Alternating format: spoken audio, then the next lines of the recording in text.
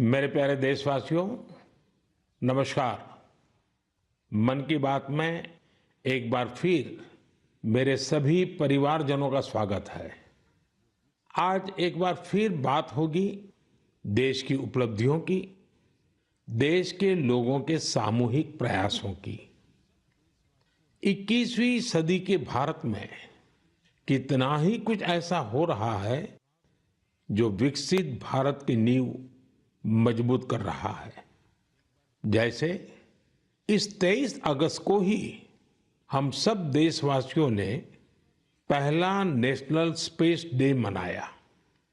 मुझे विश्वास है कि आप सबने इस दिन को सेलिब्रेट किया होगा।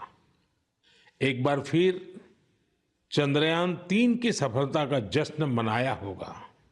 पिछले वर्ष इसी दिन चंद्रयान-3 ने चांद के दक्षिणी हिस्से में शिव शक्ति पॉइंट पर सफलतापूर्वक लैंडिंग की थी।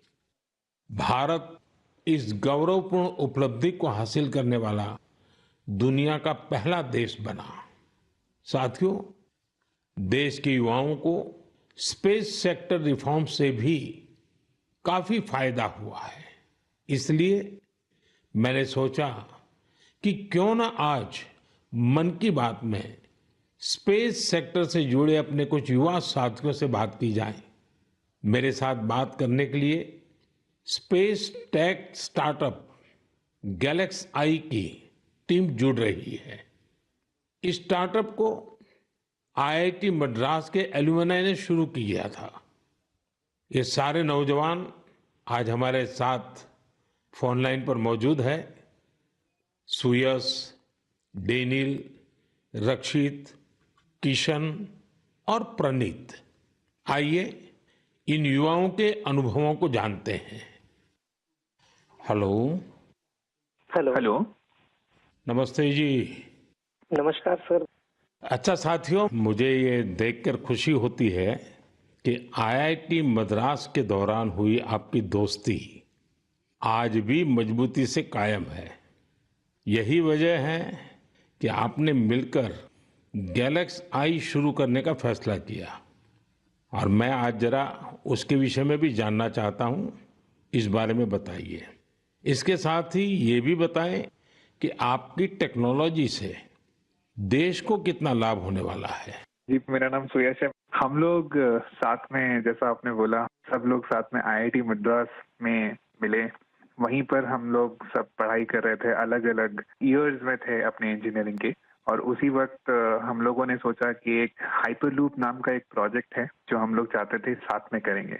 उसी दौरान हमने एक टीम की शुरुआत की, उसका नाम था आविष्कार हाइपरलूप, जिसको लेकर हम लोग अमेरिका भी गए। उस साल हम एशिया की इकलौती टीम थी जो वहां गई और हमारे देश का जो झंडा है उसको हमने फहराया। और हम टॉप 20 टीम्स में से थे, जो out of around 1500 teams around the world. चलिए, आगे सुनने से पहले इसके लिए तो बधाई दे दूं मैं। बहुत बहुत धन्यवाद आपका। उसी उपलब्धि के दौरान हम लोगों की दोस्ती काफी गहरी हुई और इस तरीके के कठिन प्रोजेक्ट्स और टफ प्रोजेक्ट्स को करने का कॉन्फिडेंस भी आया। और उसी दौरान स्पेसएक्स को देख के और स्पेस में जो आपने जो ओपन अप किया एक प्राइवेटाइजेशन को, जो 2020 में एक लैंडमार्क डिसीजन भी आया, उसको लेकर हम लोग काफी एक्साइटेड थे। और मैं रक्षित को इनवाइट करना चाहूंगा बोलने के लिए कि हम क्या बना रहे हैं और उसका फायदा क्या है। जी, तो मेरा नाम रक्षित है और इस टेक्नोलॉजी से हमको कैसे लाभ होगा मैं इसका उत्तर दूंगा। रक्षित, आप उत्तराखंड में कहाँ से हैं? सर, मैं अल्मोड़ा से हूँ। तो बाल मिठाई वाले हैं आप? जी सर, बाल मिठाई हमारी फेवरेट है। वो हमारा जो लक्ष्य सेन है ना, वो मेरे लिए रेगुलरली बाल मिठाई खिलाता रहता है मुझे। हाँ रक्षित, बताइए। तो हमारी जो ये टेक्नोलॉजी है, ये अंतरिक्ष से बादलों के आर पार देख सकती है और ये रात्रि में भी देख सकती है। तो हम इससे देश के किसी भी कोने के ऊपर रोज एक साफ तस्वीर खींच सकते हैं। और ये जो डेटा हमें आएगा, इसका उपयोग हम 2 क्षेत्रों में विकास करने के लिए करेंगे। पहला है भारत को अत्यंत सुरक्षित बनाना। हमारे जो बॉर्डर्स हैं और हमारे जो ओशंस हैं, सीज हैं, उसके ऊपर रोज हम मॉनिटर करेंगे और एनिमी की एक्टिविटीज को मॉनिटर करेंगे और हमारी आर्म्ड फोर्सेस को इंटेलिजेंस प्रोवाइड करेंगे। और दूसरा है भारत के किसानों को सशक्त बनाना। तो हमने ऑलरेडी एक प्रोडक्ट बनाया है भारत के झींगा किसानों के लिए, जो अंतरिक्ष से उनके पॉन्ड्स के पानी की क्वालिटी मेजर कर सकता है 1/10 ऑफ द करेंट कॉस्ट में। और हम चाहते हैं आगे जाते हुए हम दुनिया के लिए best quality satellite images generate करें, और जो ग्लोबल इश्यूज हैं, ग्लोबल वार्मिंग जैसे, इससे लड़ने के लिए हम दुनिया को best quality satellite data provide करें। इसका मतलब हुआ कि आपकी टोली जय जवान भी करेगी, जय किसान भी करेगी। जी सर, बिल्कुल। साथियों, आप इतना अच्छा काम कर रहे हैं, मैं ये भी जानना चाहता हूं कि आपकी इस टेक्नोलॉजी का प्रिसीजन कितना है। सर, हम लेस देन 50 सेंटीमीटर के रेजोल्यूशन तक जा पाएंगे, और हम एक बार में approximately more than 300 square kilometre area को इमेज कर पाएंगे। चलिए, मैं समझता हूं कि ये बात जब देशवासी सुनेंगे तो उनको बड़ा गर्व होगा। लेकिन मैं एक और सवाल पूछना चाहूंगा। जी सर। स्पेस इकोसिस्टम बहुत ही वाइब्रेंट हो रहा है। अब आपकी टीम इसमें क्या बदलाव देख रहे हैं? मेरा नाम किशन है। हमने ये गैलेक्साई शुरू होने के बाद से ही हमने इन स्पेस आते हुए देखा है और काफी सारे पॉलिसीज आते हुए देखे हैं, ये जैसे कि geospatial data policy and Indian space policy. और हमने पिछले 3 साल में काफी बदलाव आते हुए देखा है और काफी प्रोसेसेस और काफी इंफ्रास्ट्रक्चर और काफी फैसिलिटीज इसरो के ये अवेलेबल और काफी अच्छे तरीके से हुए हैं। जैसे कि हम इसरो में जाके टेस्टिंग कर सकते हैं हमारे हार्डवेयर का, ये काफी आसान तरीके से अभी हो सकता है। 3 साल पहले वो प्रोसेसेस उतने नहीं थे, और ये काफी हेल्पफुल रहा है हमारे लिए और काफी और स्टार्टअप्स के लिए भी। और रिसेंट एफडीआई पॉलिसीज की वजह से और ये फैसिलिटीज अवेलेबिलिटी की वजह से और स्टार्टअप्स को आने के लिए काफी इंसेंटिव है, और ऐसे स्टार्टअप्स आके काफी इजीली और काफी अच्छे से डेवलपमेंट कर सकते हैं ऐसी फील्ड में जिसमें यूजुअली डेवलपमेंट करना बहुत कॉस्टली और टाइम कंज्यूमिंग रहता है। बट करंट पॉलिसीज और इन स्पेस के आने के बाद काफी चीजें आसान हुई है स्टार्टअप्स के लिए। मेरे मित्र डेनियल चावड़ा भी इस पे कुछ और बोलना चाहेंगे। डेनियल, बताइए। सर, हमने एक और चीज ऑब्जर्व किया है। हमने देखा है कि जो इंजीनियरिंग के छात्र हैं उनकी सोच में बदलाव देखा है। वो पहले बाहर जाके हायर स्टडीज परस्यू करना चाहते थे और वहाँ काम करना चाहते थे और स्पेस डोमेन में, बट अब क्योंकि इंडिया में स्पेस इकोसिस्टम बहुत अच्छी तरीके से आ रहा है, तो इस कारण वो लोग इंडिया वापस आके इस इकोसिस्टम के पार्ट बनना चाहते हैं। तो ये काफी अच्छा फीडबैक हमें मिला है, और हमारे खुद की कंपनी में कुछ लोग वापस आके काम कर रहे हैं इसी वजह से।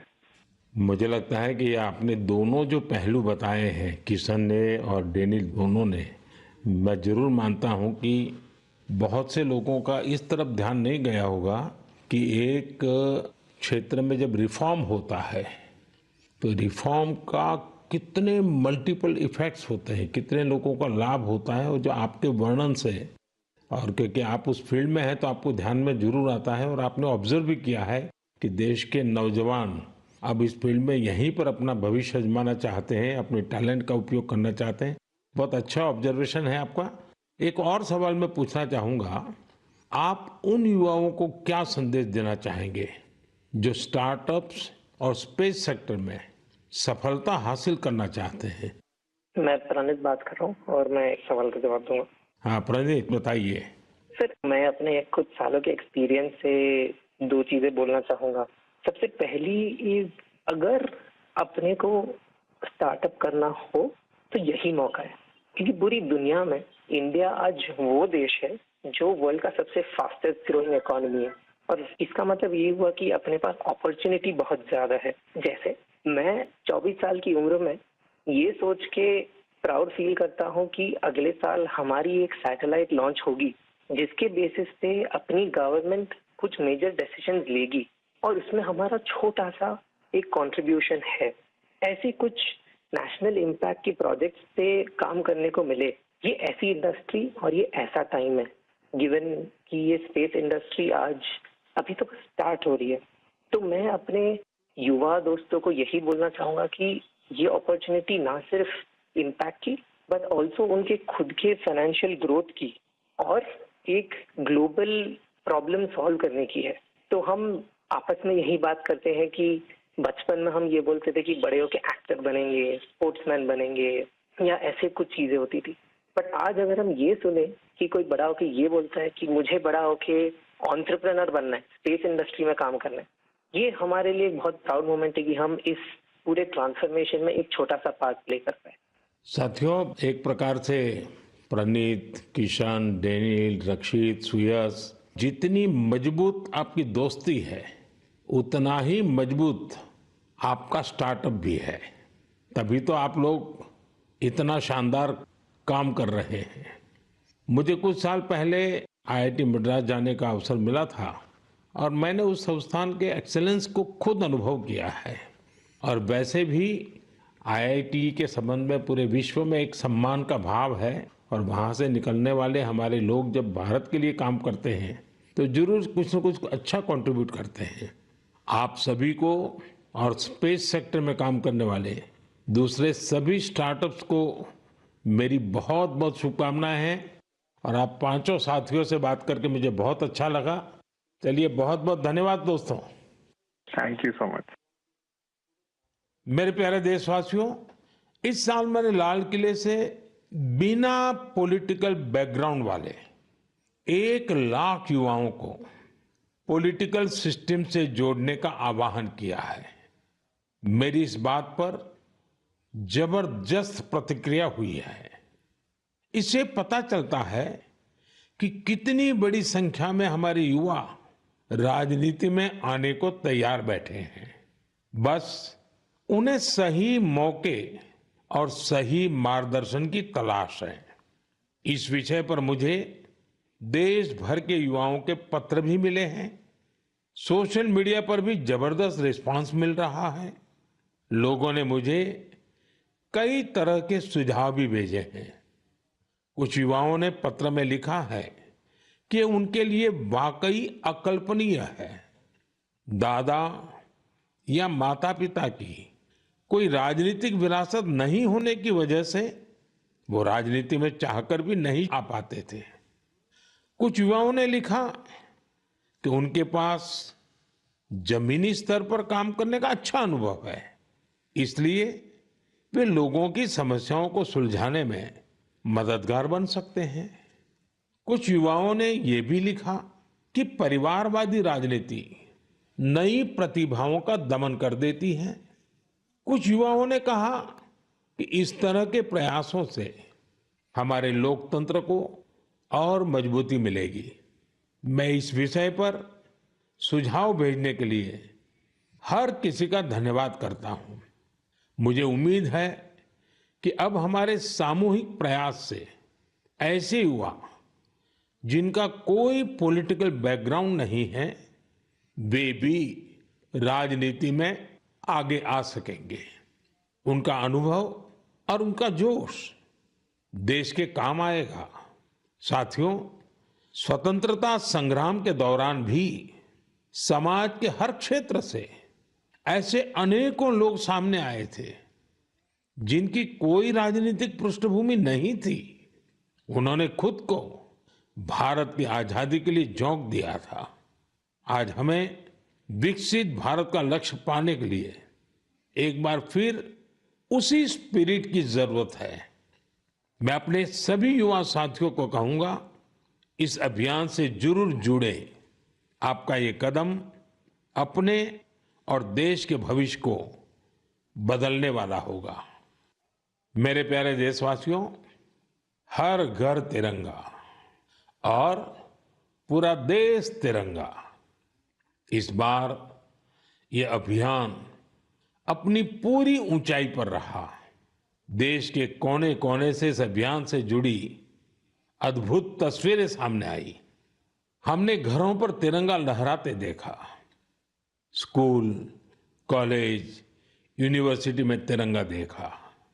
लोगों ने अपनी दुकानों, दफ्तरों में तिरंगा लगाया। लोगों ने अपने डेस्कटॉप, मोबाइल और गाड़ियों में भी तिरंगा लगाया। जब लोग एक साथ जुड़कर अपनी भावना प्रकट करते हैं तो इसी तरह हर अभियान को 4 चांद लग जाते हैं। अभी आप अपनी टीवी स्क्रीन पर जो तस्वीरें देख रहे हैं ये जम्मू कश्मीर के रियासी की है।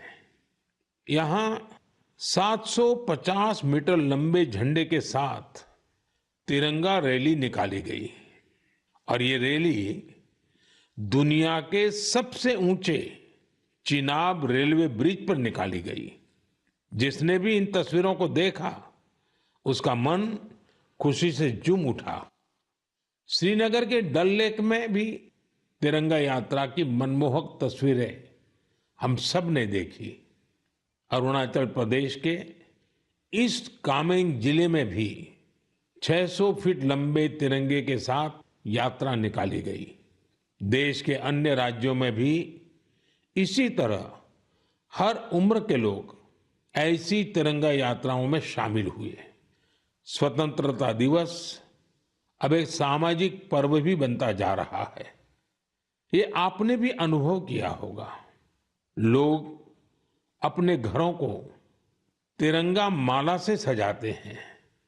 स्वयं सहायता समूह से जुड़ी महिलाएं लाखों झंडे तैयार करती हैं। ई कॉमर्स प्लेटफॉर्म पर तिरंगे में रंगे सामानों की बिक्री बढ़ जाती है। स्वतंत्रता दिवस के अवसर पर देश के हर कोने, जल, थल, नभ, हर जगह हमारे झंडे के 3 रंग दिखाई दिए। हर घर तिरंगा वेबसाइट पर 5 करोड़ से ज्यादा सेल्फी भी पोस्ट की गई। इस अभियान ने पूरे देश को एक सूत्र में बांध दिया है और यही तो एक भारत श्रेष्ठ भारत है। मेरे प्यारे देशवासियों, इंसानों और जानवरों के प्यार पर आपने कितनी सारी फिल्में देखी होगी, लेकिन एक रियल स्टोरी इन दिनों असम में बन रही है। असम में तिनसुकिया जिले के एक छोटे से गांव बारेकुरी में मोरान समुदाय के लोग रहते हैं और इसी गांव में रहते हैं हुलॉक गिबन, जिन्हें यहां होलो बंदर कहा जाता है। हुलॉक गिबन्स ने इस गांव में ही अपना बसेरा बना लिया है। आपको जानकर आश्चर्य होगा, इस गांव के लोगों का हुलॉक गिबन के साथ बहुत गहरा संबंध है।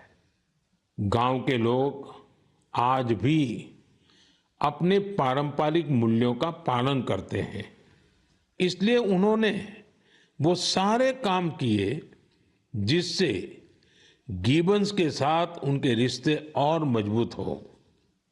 उन्हें जब ये एहसास हुआ कि गिबन्स को केले बहुत पसंद है तो उन्होंने केले की खेती भी शुरू कर दी। इसके अलावा उन्होंने तय किया कि गिबन्स के जन्म और मृत्यु से जुड़े रीति रिवाजों को वैसे ही पूरा करेंगे जैसा वे अपने लोगों के लिए करते हैं। उन्होंने गिबन्स को नाम भी दिए हैं। हाल ही में गिबन्स को पास से गुजर रहे बिजली के तारों के कारण मुश्किलों का सामना करना पड़ रहा था।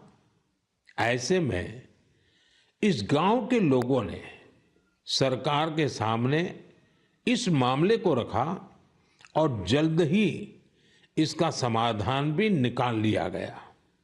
मुझे बताया गया है कि अब ये गिबन्स तस्वीरों के लिए पोज भी देते हैं।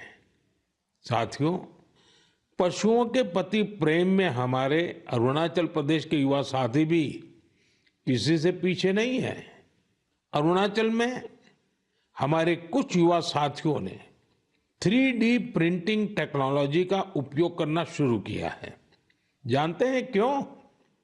क्योंकि वो वन्य जीवों को सींगों और दांतों के लिए शिकार होने से बचाना चाहते हैं।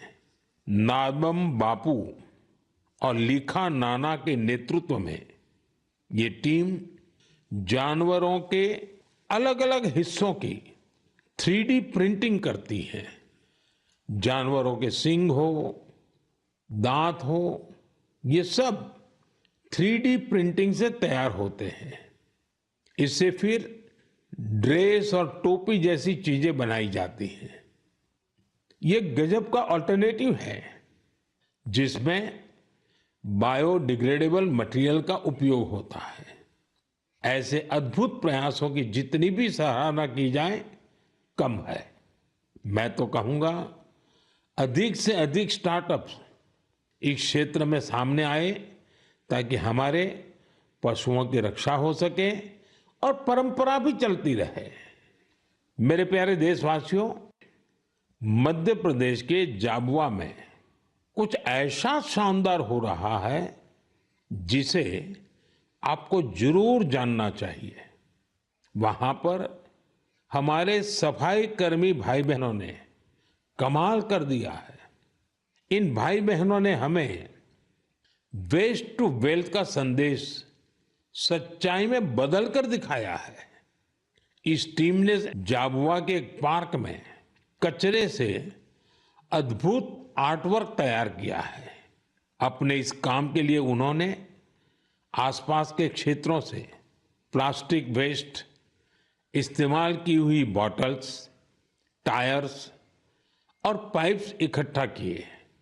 इन आर्ट वर्क्स में हेलीकॉप्टर, कार और तोपें भी शामिल हैं। खूबसूरत हैंगिंग फ्लावर पॉट्स भी बनाए गए हैं।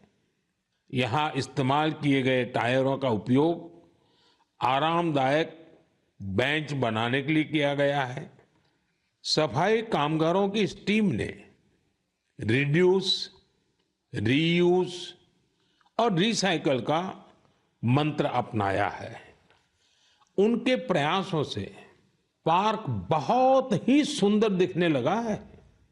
इसे देखने के लिए स्थानीय लोगों के साथ ही आसपास के जिलों में रहने वाले भी यहां पहुंच रहे हैं। साथियों, मुझे खुशी है कि आज हमारे देश में कई सारी स्टार्टअप टीम भी पर्यावरण को बढ़ावा देने के लिए ऐसे प्रयासों से जुड़ रही है। ई कॉन्शियस नाम की एक टीम है जो प्लास्टिक वेस्ट का उपयोग इको फ्रेंडली प्रोडक्ट्स बनाने में कर रही है। इसका आइडिया उन्हें हमारे पर्यटन स्थलों, विशेषकर पहाड़ी इलाकों में फैले कचरे को देख करके आया।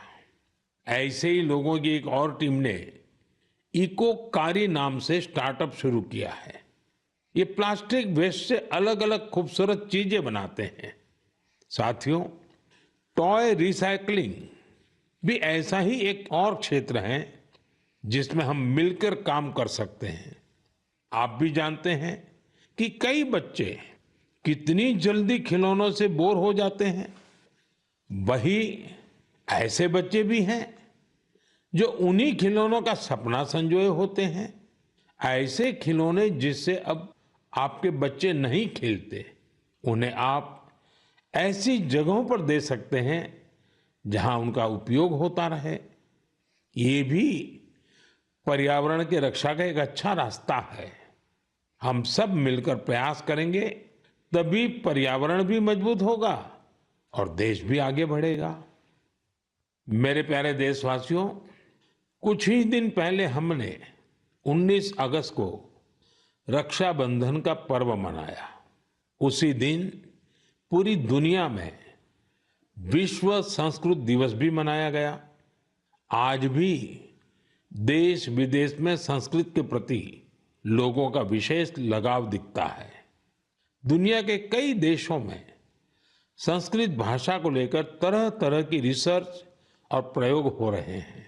आगे की बात करने से पहले मैं आपके लिए एक छोटी सी ऑडियो क्लिप प्ले कर रहा हूं। Titiršuch šigrakam gangam idam lakšmanam abrei. Va taip yra skamba. Visi kartu. Satu drishtra meditire navam išvaku nandanach तितीर्षुः शीघ्रगां गङ्गाम् इदं लक्ष्मणमब्रवीत्। साथियों, इस ऑडियो का संबंध यूरोप के एक देश लिथुएनिया से है। वहां एक प्रोफेसर विदोनस ने एक अनूठा प्रयास किया है और इसे नाम दिया है संस्कृत ऑन द रिवर्स। कुछ लोगों का एक ग्रुप वहां नेरिस रिवर के किनारे जमा हुआ और वहां उन्होंने वेदों और गीता का पाठ किया। यहां ऐसे प्रयास पिछले कुछ वर्षों से निरंतर जारी है। आप भी संस्कृत को आगे बढ़ाने वाले ऐसे प्रयासों को सामने लाते रहिए।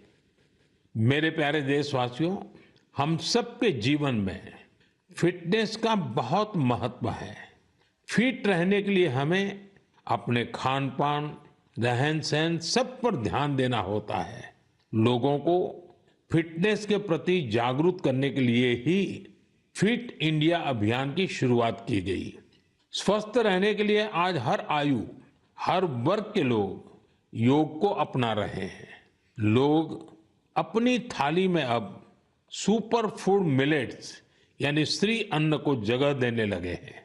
इन सभी प्रयासों का उद्देश्य यही है कि हर परिवार स्वस्थ हो।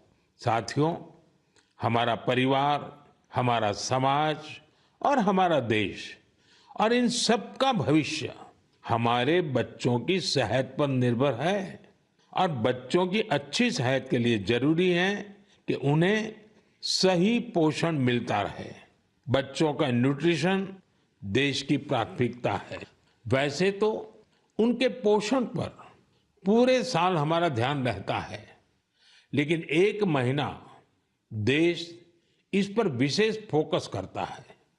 इसके लिए हर साल 1 सितंबर से 30 सितंबर के बीच पोषण माह मनाया जाता है। पोषण को लेकर लोगों को जागरूक बनाने के लिए पोषण मेला, एनीमिया शिविर, नवजात शिशुओं के घर की विजिट, सेमिनार, वेबिनार जैसे कई तरीके अपनाए जाते हैं। कितनी ही जगहों पर आंगनवाड़ी के तहत मदर एंड चाइल्ड कमेटी की स्थापना भी की गई है। ये कमेटी कुपोषित बच्चों, गर्भवती महिलाओं और नवजात शिशुओं की माताओं को ट्रैक करती है। उन्हें लगातार मॉनिटर किया जाता है और उनके पोषण की व्यवस्था की जाती है। पिछले वर्ष पोषण अभियान को नई शिक्षा नीति से भी जोड़ा गया है। पोषण भी, पढ़ाई भी। इस अभियान के द्वारा बच्चों के संतुलित विकास पर फोकस किया गया है। आपको भी अपने क्षेत्र में पोषण के प्रति जागरूकता वाले अभियान से जरूर जुड़ना चाहिए। आपके एक छोटे से प्रयास से कुपोषण के खिलाफ इस लड़ाई में बहुत मदद मिलेगी। मेरे प्यारे देशवासियों, इस बार की मन की बात में इतना ही। मन की बात में आपसे बात करके मुझे हमेशा बहुत अच्छा लगता है। ऐसा लगता है जैसे मैं अपने परिवारजनों के साथ बैठ करके हल्के फुल्के वातावरण में अपने मन की बातें साझा कर रहा हूं, आपके मन से जुड़ रहा हूं। आपके फीडबैक, आपके सुझाव मेरे लिए बहुत ही मूल्यवान है। कुछ ही दिनों में अनेक त्योहार आने वाले हैं। मैं आप सभी को उनकी ढेर सारी शुभकामनाएं देता हूं। जन्माष्टमी का त्योहार भी है। अगले महीने शुरुआत में ही गणेश चतुर्थी का भी पर्व है। ओणम का त्योहार भी करीब है। मिलाद उन नबी की भी बधाई देता हूं। साथियों, इस महीने 29 तारीख को तेलुगु भाषा दिवस भी है। यह सचमुच बहुत ही अद्भुत भाषा है। मैं दुनिया भर के सभी तेलुगु भाषियों को तेलुगु भाषा दिवस की शुभकामनाएं देता हूं। प्रपंच व्याप्तंगा उन्न तेलुगु वारिकी तेलुगु भाषा दिनोत्सव शुभाकांक्षलु। साथियों, मैं आप सभी से बारिश के इस मौसम में सावधानी बरतने के साथ ही कैच द रेन मूवमेंट का हिस्सा बनने का भी आग्रह दोहराऊंगा। मैं आप सभी को एक पेड़ मां के नाम अभियान की याद दिलाना चाहूंगा। ज्यादा से ज्यादा पेड़ लगाएं और दूसरों से भी इसका आग्रह करें। आने वाले दिनों में पेरिस में पैरालंपिक्स शुरू हो रहे हैं। हमारे दिव्यांग भाई बहन वहां पहुंचे हैं। 140 करोड़ भारतीय अपने एथलीट और खिलाड़ियों को चीयर कर रहे हैं। आप भी #Cheer4Bharat के साथ अपने खिलाड़ियों को प्रोत्साहन दीजिए। अगले महीने हम एक बार फिर जुड़ेंगे और बहुत सारे विषयों पर चर्चा करेंगे। तब तक के लिए मुझे विदा दीजिए। बहुत बहुत धन्यवाद। नमस्कार।